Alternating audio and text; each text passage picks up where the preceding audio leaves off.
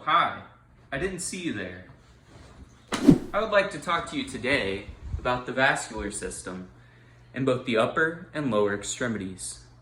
There are also a few procedures in the cardiovascular world that you may experience in the medical field that we'll touch on as well.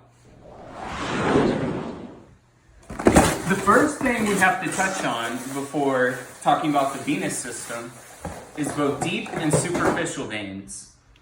Deep veins are paired with an artery, while superficial veins are not. The deep veins in the upper extremities begin with the radial and ulnar veins. The radial veins begin at the thumb side of the upper extremity, while the ulnar veins begin at the small finger side of the upper extremity. These veins then converge at the antecubital fossa to form the brachial veins. The brachial veins proceed to empty into the axillary vein, which then drains into the subclavian vein and then ends in the brachiocephalic vein. The superficial veins of the upper extremity include both the cephalic and the basilic veins. The cephalic vein begins on the thumb side of the dorsum of the hand.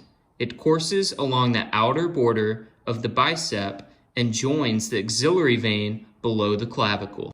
The basilic vein originates on the small finger side of the dorsum of the hand. It courses medially along the inner side of the biceps muscle and ultimately joins with the brachial veins to form the axillary vein. The main deep veins of the lower extremities begin with the anterior tibial veins, posterior tibial veins, and the peroneal veins. The anterior tibial veins drain blood from the dorsum of the foot and the anterior calf. They then drain into the popliteal vein. The posterior tibial veins drain blood from the posterior compartment of the lower leg, then join into one trunk before entering the popliteal vein. The peroneal veins drain blood from the lateral compartment of the lower leg. They then join into one and drain into the popliteal vein. The medial and lateral gastrocnemius veins drain the gastroc muscles and also join the popliteal vein. The popliteal vein travels behind the knee until it reaches the lateral thigh above the knee, where it becomes the femoral vein. The femoral vein then terminates into the common femoral vein alongside the deep femoral or the profunda femoris vein. The common femoral vein terminates at the level of the inguinal ligament and becomes the external iliac vein. The external iliac vein joins the internal iliac vein to become the common iliac vein. The common iliac vein of the right and left leg then join to form the inferior vena cava.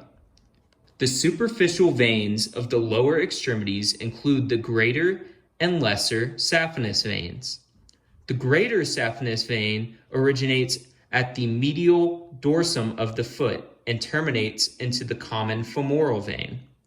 The lesser saphenous vein originates at the lateral dorsum of the foot and terminates into the popliteal vein.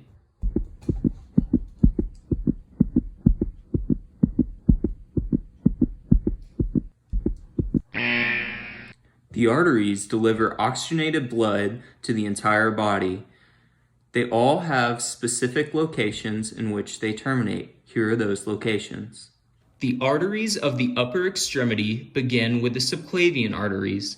The subclavian arteries of the left and right side differ, with the right originating from the innominate artery and the left originating directly from the aortic arch. The subclavian artery terminates into the axillary artery, and the axillary artery then becomes the brachial artery. And finally, the brachial artery becomes the radial and ulnar arteries. The arteries of the lower extremity begins at the abdominal aorta. The abdominal aorta bifurcates into the common iliac arteries, both left and right. The common iliac artery then splits into the internal iliac artery and the external iliac artery. The external iliac artery becomes the common femoral artery. The common femoral artery then branches into the femoral artery and the deep femoral, aka the profunda femoris artery. The femoral artery becomes the popliteal artery in the adductor hiatus. The popliteal artery then branches into the anterior tibial artery, posterior tibial artery, and the peroneal artery. The anterior tibial artery then terminates into the dorsalis pedis artery. The first procedure we will discuss is something called pericardiocentesis. Pericardiocentesis involves inserting a small needle and catheter into someone to where it punctures the pericardium surrounding the heart. The goal is to remove the excess pericardial fluid surrounding the heart.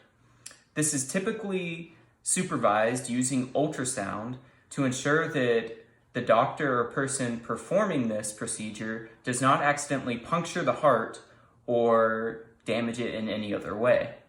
It's pretty similar to using something like this, a syringe, and water. They place it into the pericardium and suck up the fluid, except for this is clear and pericardial fluid is typically straw colored. But this can vary. Sometimes it can be red or whatever might be within the pericardial fluid. Another procedure we will discuss is one known as cardiac catheterization. In this procedure, doctors insert a catheter into an artery in either your wrist or your groin. The wrist, they usually go with the radial artery, and the groin, typically the femoral artery. The catheter is threaded through your blood vessels until it reaches your heart. Access of these vessels is typically done under the guidance of ultrasound imaging. I'll catch you next time.